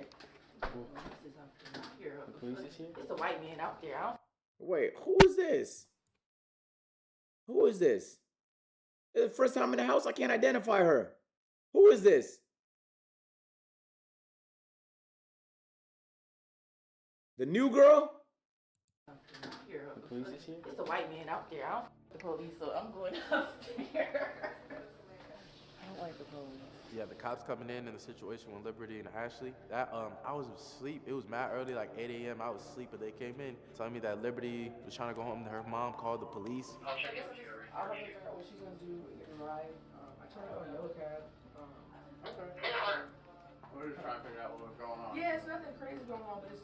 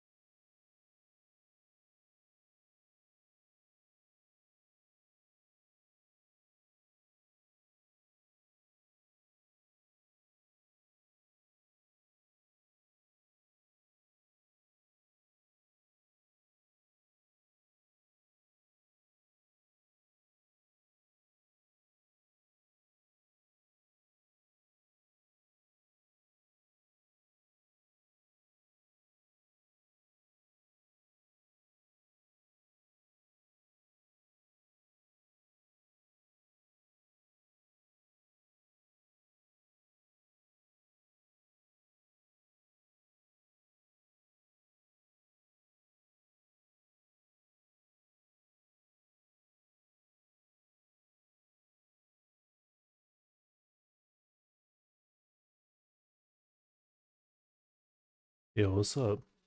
How's it going? I'm just looking through my YouTube shit. Drop a follow. Stream every day, bro.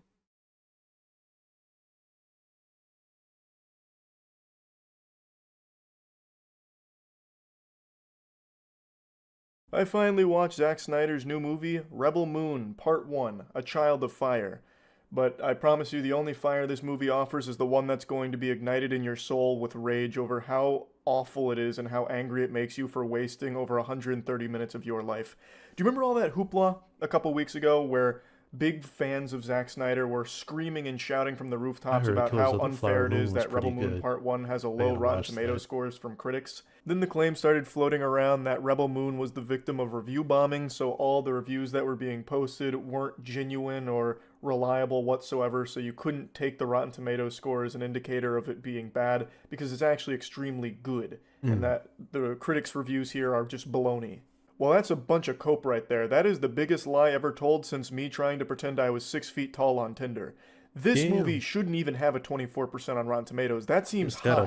That is generous. How it has a 65% audience score is an affront to God himself.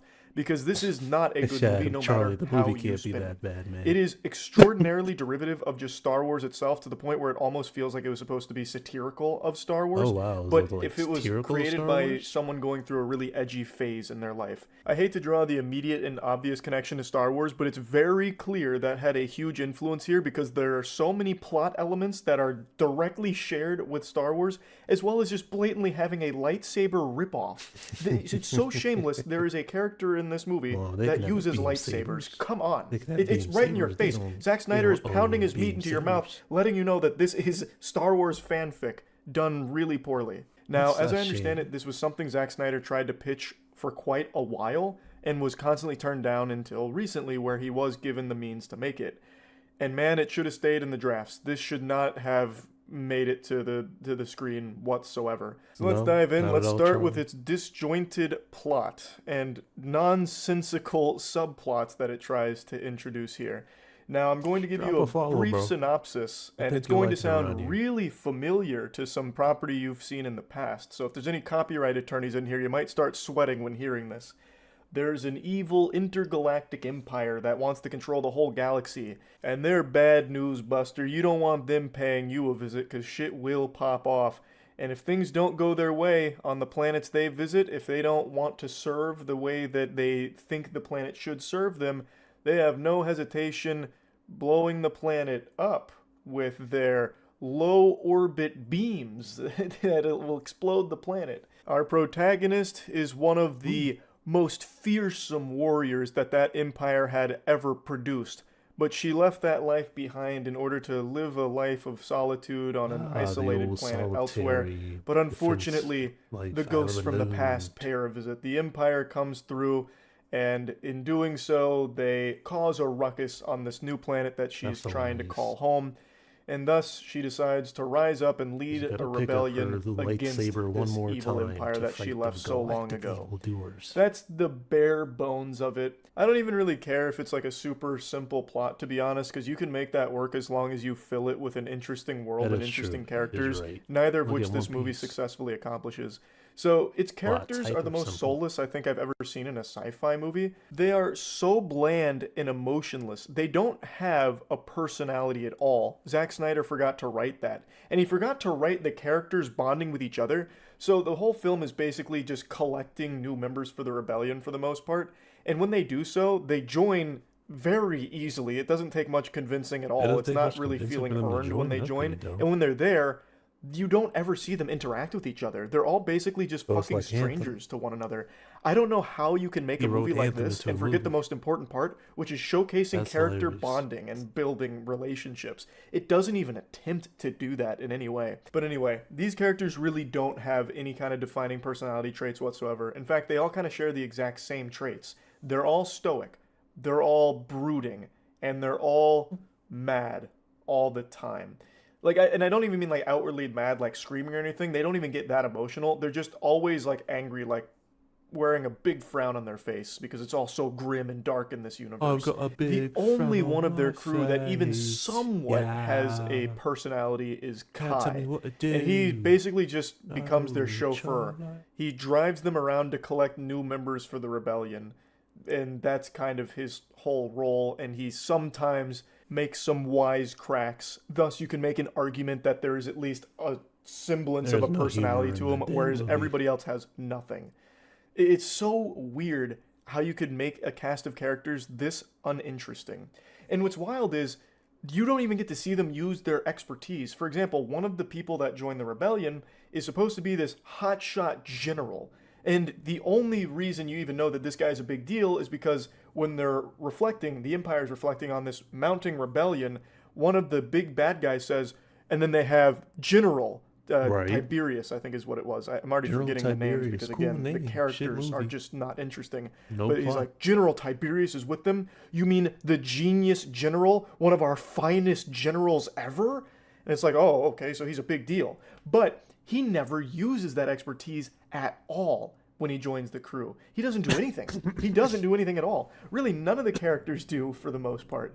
So there's like a prince that joins, has no role to play in this group whatsoever, and him being a prince has no role to play in this whatsoever. The general doesn't use any of his expertise. Like, it just, they have all of these like subplots and all of these like This isn't even a tiddlywinks moist of leader. lore We're just that getting all this for never free. go anywhere, and they kind of just serve as like Bless Charlie. bench players behind our main Bless him. character as well as the Bless his main little farmer heart. that joins them. And His the little main farmer, 5'6" like heart. he is probably the most got the personality heart of a less out of lion, all heart of of a them. giant. So much bad shit happens to him, and some of it is like actually directly his fault, and he just sits there just super stone cold stone face, and sometimes he'll do this.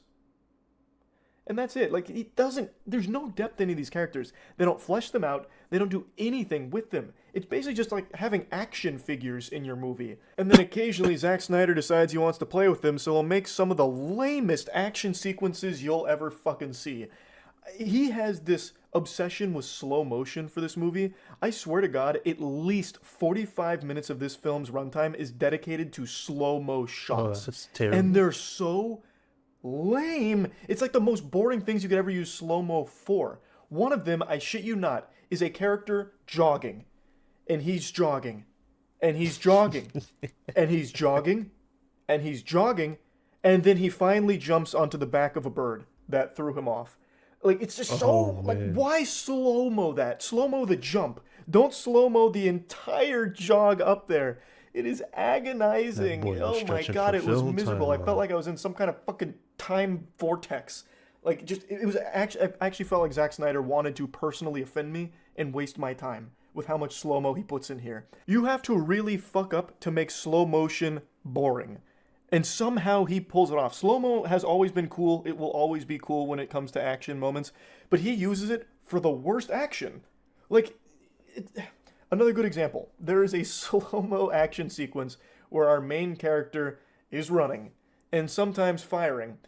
And that's it. Like, there's sometimes some, like, lasers going by her, but she doesn't do anything else. It's, again, just slow-mo of her running through these lasers with the occasional shot being fired, which you don't even see hitting anyone, and then eventually she slides under something.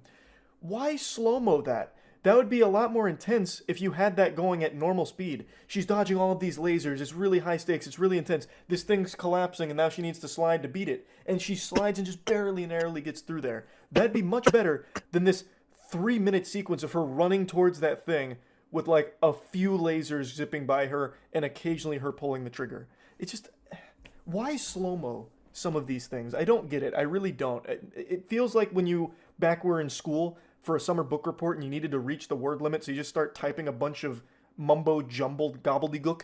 That's what I feel like he used slow-mo here for, just to pad the runtime a bit longer, because I have no other explanation for it. But anyway, we'll move on from the lackluster action. I don't think it's all bad. There are some cool moments here, visually and in the action. And you know what the cool action moments have in common? They're not fucking slow motion. Like, their non-slow motion action was so much better than the sequences that they tried to slow down. So they really, they should have worked more on that a bit. But there are a few cool moments. Some of the planets they visit are visually interesting. Like, I can really see Zack Snyder had this wild imagination that he wanted to bring to life, but didn't really know how. So it's kind of just this disjointed mess of visiting a bunch of places in Zack Snyder's brain with no real reason for them to be there narratively that feels rewarding or earned. So, like, there's this Spider Woman who eventually fights the lightsaber wielder, which I think is a really cool concept and a really cool idea. And in fact, the scene Marvel between them versus Star is pretty Wars? good. But The crossover the is actual great. writing of it is terrible. The spider creature has a couple of minutes to try and make her like a sympathetic character, and then the lightsaber wielder who does join the rebellion has a couple of minutes to try and flesh her out in some way, and then they fight, and then that's it. We never really see the lightsaber character talk to anybody else ever again, so we get nothing else from the lightsaber character ever. The spider creature's dead. I guess spoilers, but it's not an important character anyway. It's just a throwaway, just to showcase some lightsaber action. And it's like, okay, you had this cool visual idea here with the spider creature fighting the lightsaber wielder.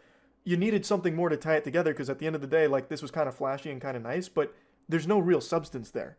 We don't really get anything out of it for the rest of the film, and it's never addressed ever again in the film. So what the fuck did we really do this for? And there's a couple other moments like that where I'm like, damn, this is kind of a cool place they're visiting. This is a cool atmosphere. We spend 4 minutes there, never to come back, never to address any of it again, and the character that we got in the rebellion from it never says another word to anybody in the crew. So what a waste of time that was. And that's just what the whole movie feels like, a waste of time. There is nothing worthwhile in Rebel Moon Part 1. It doesn't set anything up that makes me like biting at my nails waiting to see what happens in Part 2. The villain super sucks. The villain is just cartoonishly evil, and that's his only trait, really. He doesn't have any depth to him either. Nobody and nothing does. Even the main character, the way that they try and write depth to her is by her monologuing her past, and then them showing the flashbacks. In slow motion, of course, obviously. But outside of her monologues, she doesn't do anything else besides just try and drive a hard bargain for people to join her rebellion. And by hard bargain, I mean she literally asks a couple of times, and then usually they say yes. Or she'll do like a very simple chore, and then they'll join. Like, it just feels so lame and underwhelming. I do think the universe has potential. Like, I do think they set up a pretty cool universe, and they introduce an interesting plot element that hasn't been explored in Part 1 at all when it comes to, like, potentially breathing life back into creatures and potentially magic. And that could be pretty cool if this film was successful at all in generating any type of interest in seeing it explored more.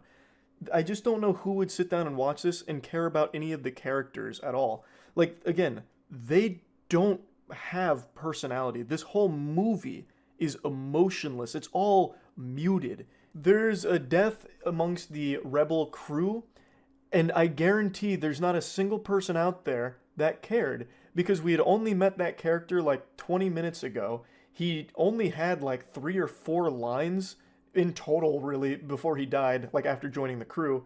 So it has no impact whatsoever. There's no weight to it. And that's just kind of the whole movie. And I also feel like the movie itself has an identity crisis because it tries so hard to be dark and gritty. I tried to be But funny. it's also during very this. clearly I aimed got at a bored. PG-13 I was rating because scrolling there's on no my phone, blood or anything and, like that. And it pulls all of its punches. So our big evil guy, Not paying he attention has this big halfway stick through. that he hits people I'm with not and gonna kills lie them to with you. it. But when he hits them with it, after the initial hit, it'll usually cut away to just a close-up of him slamming it down, and then it's implied they are dead because of it. Well, it's not implied, like they are dead because of it, but they don't show anything. Like, it doesn't actually go through with the dark and gritty tone. It pulls its feet out of the pool at the last second. So the whole film just really feels so messy. It really feels like all this film wanted to do was get to things that Zack Snyder thought would look cool, but he didn't really know how to write it in a way that makes sense to get there. So he said, fuck it, we'll just do it anyway. We'll do it live. And that's what it is. It's just this, you go here, recruit them, and leave. And while you're doing the going there and recruiting them, you look at something cool. Maybe there's a cool scene that unfolds, like riding a griffin or something, and then you immediately leave. And then that character that joins, you never hear from again. It's just a bad movie, really. Like, there's just not a whole lot that's good about it. I think Zack Snyder has some cool ideas, but he needs someone to really fine-tune that shit and put good writing behind the ideas. So, yeah. Rebel Moon Part 1, Child of Fire. It is pretty bad. I'd say it's about as bad as everyone's saying that it is. That's about it. So yeah.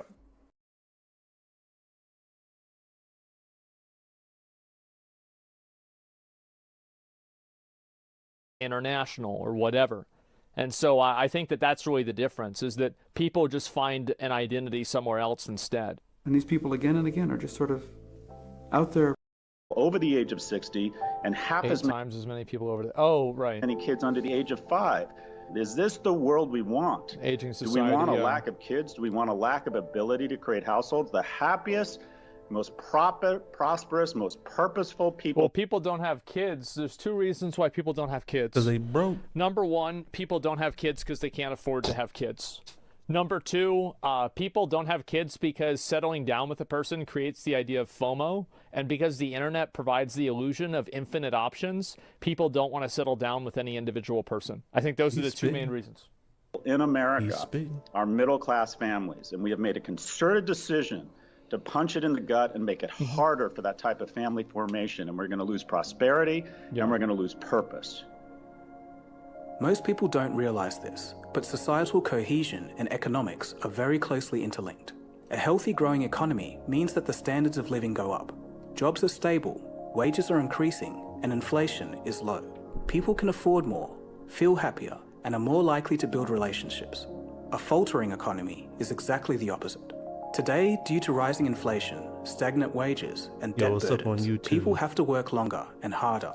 Sometimes we may even need to juggle multiple jobs just to keep up. Daily. It's a frustrating state of affairs. But if you're wondering, he's completely right. How many of you guys make over $50 an hour at your job? Not me. Me? I got the crazy. A lot of people. How many of you guys make under 12? I was making 13, bucko. Just barely. That's a lot of people too. My understanding is that the disparity between the wealthiest and the like there is like a poll it. I don't think really the poll matters, right? All I'm saying is that I think that there is a growing disparity between people that are like really rich and people that are really poor. There is a growing like disparity. Back in the day, like growing up, how many of you guys got the same education about like the Gilded Age, about how inequality was like at an all-time high and there were super poor people and super rich people? You guys all got that education, right? The huge disparity. Yeah, Great Gatsby, all of that. Mm-hmm. I bet they don't teach that anymore now, because now it's infinitely worse than it was then.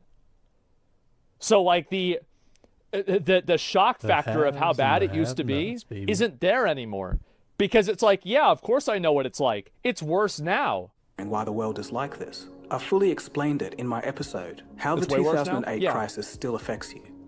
In that episode, I described how the true economy died in 2008 and has been on life support ever since. Because of horrendous government policies and reckless behavior from the financial sector, people have been struggling to make ends meet. Slowly at first, only to be accelerated by the pandemic. Today, it's a constant fight. Yeah, I'm like, I don't have enough, like, I don't have enough information to, like, really comment on that. I really just don't understand that well enough. But I have to watch the video and be more educated on it. But I do think that, like, for example, I'm 33. And so whenever I was, like, early 20s, like, that was whenever 2000, like, 2008, 2009, 2010, 2011, right? These were, like, very, very, very bad years. And, like, how many of you guys are, like, right around my age, and, like, you remember how fucking hard it was to get a job?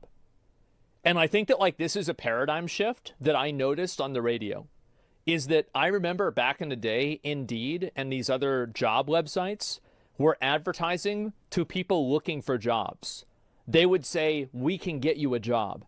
Nowadays, I hear the same radio station and the same ad for the same company, and now they're saying, we can get you employees. That is a tremendous fucking difference, and it's a total paradigm shift. Because back then, holy fuck, like, it was impossible to get a job. Like, I couldn't get a job at Walmart. It was so bad, and you were competing against people that were like 43. And it's like, this person has 20 years of experience. I can't possibly beat this person. Like, why would they ever hire me over them? Now, obviously, I should have tried harder. I could have gotten a job, and I probably could have if I had put in more work. And it's always, at the end of the day, your responsibility to take care of yourself. But, man, it was harder to do that with less effort than it is now. Or than it was in 2005, let's say. Millennials actually had the worst entrance into the workforce, especially the ones that are around my age. To stay in the disappearing middle class. All across the world, an increasing number of people are taking up second jobs. Most young people are working, but still can't afford to rent or buy a home. People are taking up second jobs, and also people are making like secondary money. Like I read like some sort of fucking statistic that I'm trying to remember like what exactly it was, but it was like some like multiple like number figure of like girls that were between like the ages of like 18 and 25 or something like that had OnlyFans. Like, I'm trying to remember, like, what the percentage was or anything like that. I don't remember what it was. But it was, like, a shockingly high percentage of them that had it. And it's like, think about the amount of guys that are doing 3% in the USA. Was that it? 3%? That's fucking insane. Think about that. 3%? That's huge. As self-employed women. Yeah, that's fucking massive. So does your ex, bro. Yeah, and probably the next girl I'll date might do it too. I've got no problem with it. I'm not saying that it's a bad thing. You're totally missing my point. Like, it's not about whether I agree with it or not. It's about whether I'm saying that this is, like, people, the reason why a lot of these girls do OnlyFans is because it makes more money than they could make from a job. Straight up. Is it, though? It's not the point. I don't want to argue about this, like, whether it's right or not. This is a moral argument. It's boring to me. My point is that this is happening. And also, like, just because of girls, right? I used an extreme example. How many guys do you know that tried to start streaming or making YouTube videos to, like, make extra money? A lot of people. Zero? Well, for me, I know a good number of people that have tried to do that. And also a shitload. Also, what is the most wanted job for kids nowadays? Well, it's being a content creator or being something like that. It's because people also, I think nowadays, value autonomy more than they used to. Yeah, YouTuber, streamer, influencer. Yeah, in China, it's astronaut or doctor. I'm sure that'll work out great. But anyway, yeah, it's a huge factor. Too expensive to go out. In all of that, where is the time? Yeah, I used to never be able to go out. Like, my idea of going out would be me and Zach driving to Jack in the Box and buying a drink for $1 because they were on sale during the summer. And then we would drive back to the house and play World of Warcraft for 8 hours. That was my idea of a good time. The local Taco Bell, yep. Good times? It was great. Money or energy for socializing. This impacts how lonely we feel. Yeah, I think also people, you're definitely right. Like, a lot of people don't have the, like, they get more socially drained from jobs now. Because I feel like more and more jobs, and I don't know if this is because of, like, you know, what I do, but, like, a lot of people even that aren't actual streamers or YouTube content creators, they're, like, always on call in one form or another. Like, they're always keeping up with their job. They're always, you know, keeping up with trends related to their job. And so, like, the amount of time that you're at work might be 40 hours a week, but the amount of time that your mind is at work is, like, maybe 60 or 70. So, like, that mental exhaustion makes people not want to socialize as much because they're fucking tired. It's not just some pie-in-the-sky idea. To give you a data-driven picture of how influential economics can be to feelings of loneliness, a study with Somebody says that's every job. I disagree with you. I don't think that it is. I think that more tech jobs and jobs that have to do with, it's really simple, right? Like jobs where you're working internationally and jobs where you're working, like in on a countrywide level, like in the US, for example, because there's like a 3 or 4 hour differential between, like, you know, the latest time and the earliest time in the US and like Pacific time versus like whatever fucking Eastern time is. You're just working more because you're interacting with people around the clock. 100,000 UK participants found something It definitely shocking. is on a spectrum. If you measure the amount of loneliness felt in the aftermath of the death of a spouse and divided that by 4, that's the same amount of loneliness as going from earning over £100,000 down to under 18,000. The researchers also stated that losing this much income is half the loneliness felt from a divorce. The measures of loneliness were quantified by a range of survey questions. It's not directly intuitive, but I don't really put a lot of stock into I don't put a lot of stock into like those questionnaires. I think it's a good thought experiment, but I think that once you start reducing things like that into like numbers and percentages, I think that's whenever you get lost in the sauce. But being in a desperate economic situation directly increases feelings of loneliness. So now that we know some of the causes, in all society, who is the most affected?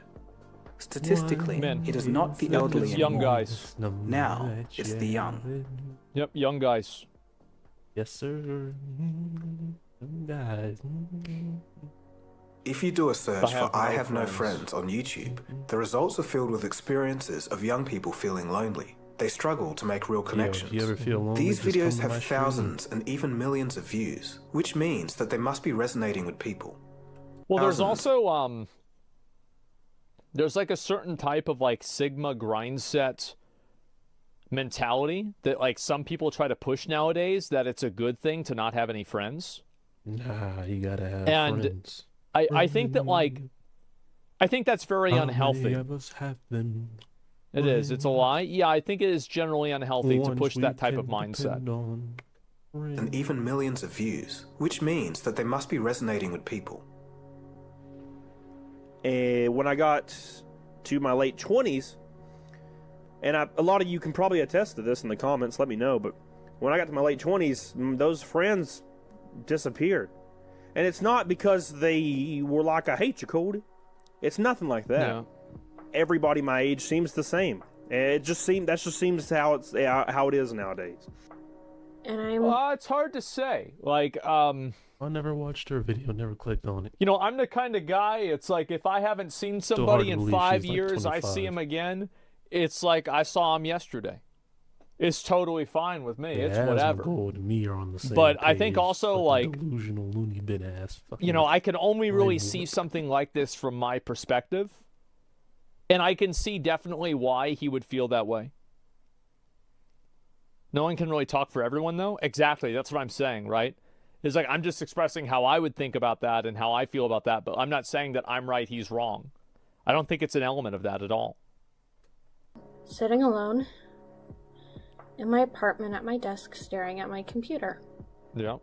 Like, because I don't have any friends. I don't know how to make friends and I'm scared. I just want to run into somebody. I hate meeting people online. It's so awkward. And you put all this into a conversation, but when you meet someone, you don't have that kind. Like, I feel like I need to meet people. I need to meet people, but I don't know how, and I don't think it's possible to just run into people. Jesus. Have you ever had friends that... God fucking damn. Yeah, that is sad, man. Holy fuck. Like, yeah, like, what the fuck? That's, like, for me, I never, honestly, like, guys might not believe this, I never have had a problem making friends. Like, growing up, like, I've always had tons of friends.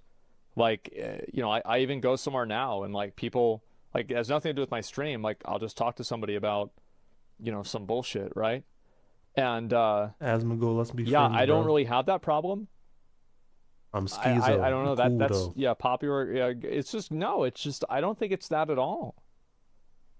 I just never really had a problem making friends or getting along with people. I think the reason why is that growing up, I grew up in a very like multicultural like neighborhood and like place. And because of that, I got really used to finding ways to get along with people and finding ways to relate to people.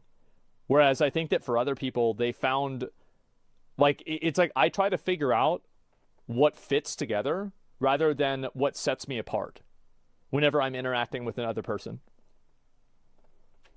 secretly hate you. I had a lot of them in my life, which is why I am 30 years old and I have no friends. Oh boy. There's also a subreddit called Are Lonely. It's ranked in the top 1%.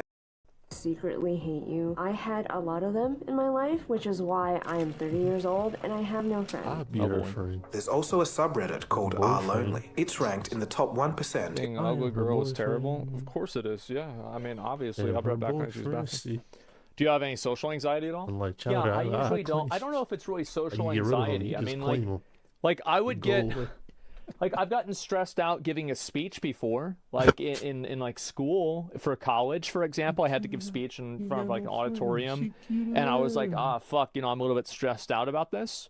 But like, yeah, I mean, a little bit of social anxiety. Yeah, I get socially anxious. But it's also like, I don't know if it's really social anxiety as much as it's just social dread. Like, I don't want to do this, and now I'm having to do the thing that I don't want to do. Is that anxiety? I don't think so. It's a little bit different, right? Yeah, it's a mood. Yeah, I getting forced to do it. Exactly. Yeah, it's the same thing. I don't think it is. I'm not sure if it is or not, though. There's also a subreddit called r/lonely. It's ranked in the top 1% in terms of community size. There's thousands of active users discussing their isolation, lack of friends, and life partners.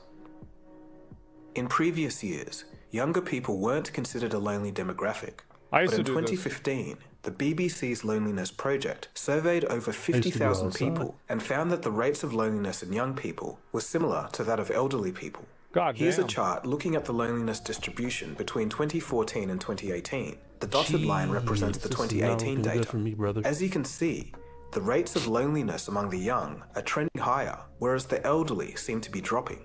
That's good. Fast forward to 2021, and a Harvard Graduate School of Education survey found that 61% of young people ages 18 to 25 reported experiencing profound loneliness, including feeling